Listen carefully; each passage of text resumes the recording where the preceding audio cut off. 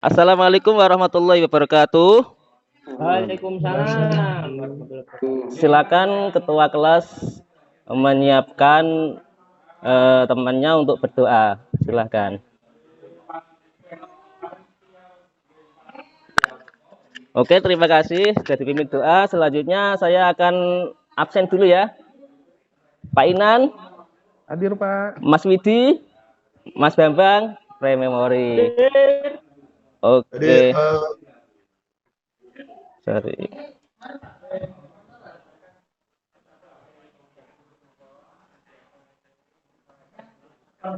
Oke, pagi ini kita pelajari kerajinan dari bahan lunak ya. Masih ingatkah pembahasan sebelumnya? Ada macam-macam bahan lunak dan contohnya. Ada masih ingat ya? Ingat, Bahan, Pak. bahan lunak apa kemarin? Bahan lunak ada berapa? Oh ya, ada dua, lunak alami dan lunak buatan ya. Contohnya Ya, yang Pak. alami apa tadi kemarin? Pak Widi, yang alami contohnya apa, Pak? Bahan lunak alami? Oh iya, betul, ada tanah liat. Ya, keramik atau tanah liat ya.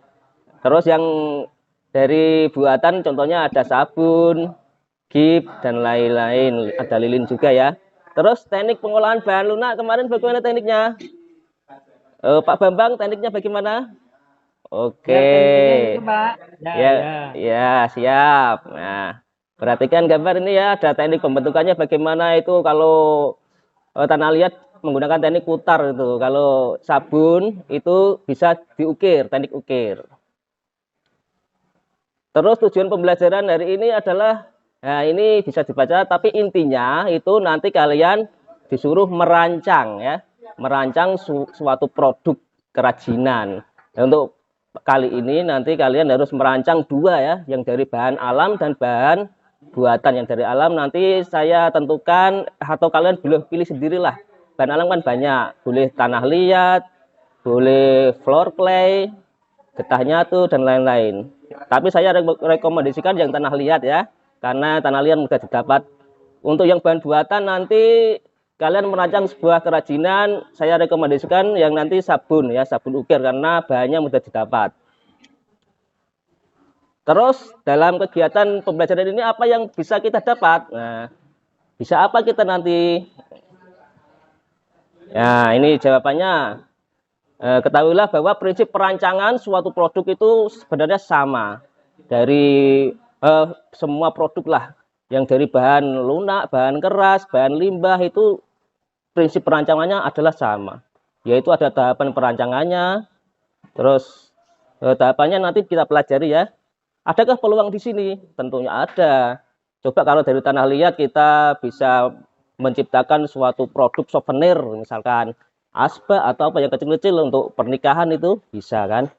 Terus kalau sabun, nah sabun kenapa ini diangkat di pembelajaran ini? Nah karena ini sabun hubungannya dengan ukir ya, sabun ukir. Sabun ukir ini nanti bisa jadi latihan untuk mengukir karena di Jepara ini kan kita terkenal dengan ukirnya yang bagus, yang halus. Maka kalian masih SMP kita diajari dulu untuk mengukir yang lunak-lunak dulu. Nah, contohnya sabun. Nanti kalau sudah mahir dengan ukiran sabun nanti bisa ke kayu ya kan.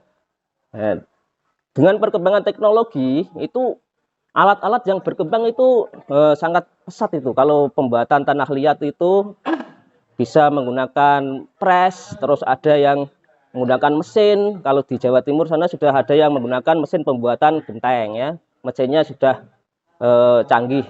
Kalau ukir itu sudah ada yang menggunakan fresh, tapi ukiran-ukiran yang sederhana, nggak bisa sedetail ini seperti yang di Jepara itu nggak bisa ya.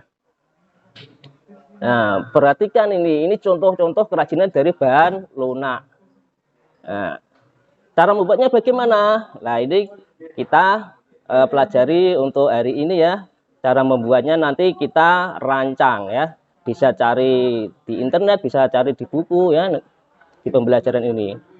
Silakan kalian membentuk kelompok ya. Kelompok bisa terdiri dari 5 sampai 6 siswa. Tentukan ketua, sekretaris, bendahara dan anggota. Pre-memori. Terus Topik pembelajaran kali ini yaitu tentang prinsip perancangan, pembuatan, dan penyajian produk kerajinan dari bahan lunak. Coba perhatikan berikut ini. Ini adalah link video yang Pak Ali buat waktu daring dulu, tapi ini masih relevan ya. Ini ada 2 link video, diklik aja. Jangan lupa subscribe ya. Kemudian ada yang ditanyakan tentang topik ini. Pak Bambang tanya apa ini? Setelah melihat video yang ada di YouTube, video tutorial tentunya. Oke, Pak Bambang tanya itu bahan pembuatan apa? Kerajinan dari vas bunga ya. Oke, itu bahannya adalah tanah liat dengan teknik putar. Oke. Terus harus kalian ketahui juga syarat-syarat perancangan adalah seperti ini. Ada kegunaan, kenyamanan, keluasan, keamanan, keindahan. Ini harus kalian pahami betul ya. Pre-memori.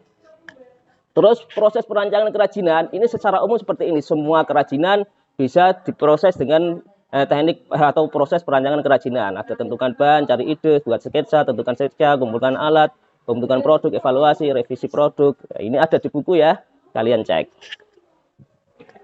Terus silakan kalian membuat perencanaan produk secara berkelompok ya. Produk kerajinan dari alam satu, misalkan membuat vas bunga dari bahan tanah liat. Yang dari bahan lunak buatan, misalkan membuat sabun ukir. Tahap perancangan pembuatan produk bisa kalian tulis di LKPD yang sudah disediakan. Oke, LKPD-nya dibagikan Pak Bambang. Ya, LKPD sudah dibagikan. Terus dalam kerja kelompok ini nanti sikap dan keterampilan kalian akan Pak Guru nilai ya. Nah, ini ada penilaian sikap seperti ini. Nanti ada skornya ya. Terus penilaian keterampilan juga, dari persiapan, pelaksanaan, penyajian dalam kelompok nanti dinilai semua, ada rubriknya di sini ya. Terus dalam proses ini guru menilai. Setelah perancangan kalian selesai, silakan kelompok 1 dulu yang memaparkan laporannya, biar ditanggapi kelompok lain, pre-memori. Oke. Alhamdulillah pembelajaran berjalan dengan lancar. Pak Guru akui jempol kepada kalian yang ternyata mampu membuat suatu perancangan sebuah kerajinan dari bahan lunak. Hal ini tentunya sangat bermanfaat bagi kalian ya. Yang mana ilmu perancangan ini bisa kalian terapkan ke pembuatan kerajinan dari bahan lainnya. Tidak cuma bahan lunak ya. Nanti kalian bisa berkreasi. Setidaknya kalian nanti itu bisa membuat suatu karya yang untuk diri sendiri dulu. Dipajang di rumah kalian. Nah, nantinya kalau sudah banyak kerajinannya, tinggal difoto, ada cekrek gitu, diupload ke Facebook atau marketplace. Barangkali ada yang minat kan, bisa menghasilkan untung ya. Karena kalian kelihatannya sudah mahir ini dalam merancang ya. Sekarang Pak Guru ingin mengetes kalian ya. Setelah kalian tadi sudah melakukan ya perancangan sebuah produk, maka coba kalian sebutkan tahapan-tahapan yang harus kalian lalui dalam proses perancangan kerajinan dari bahan lunak. Padahal ini tadi sudah ya. Coba Pak Widi, bagaimana tahap-tahapannya tadi? Diulangi lagi, tadi kan sudah membuat, tentunya harus bisa menjawab. Oke, benar Pak Widi, Mas Widi ya.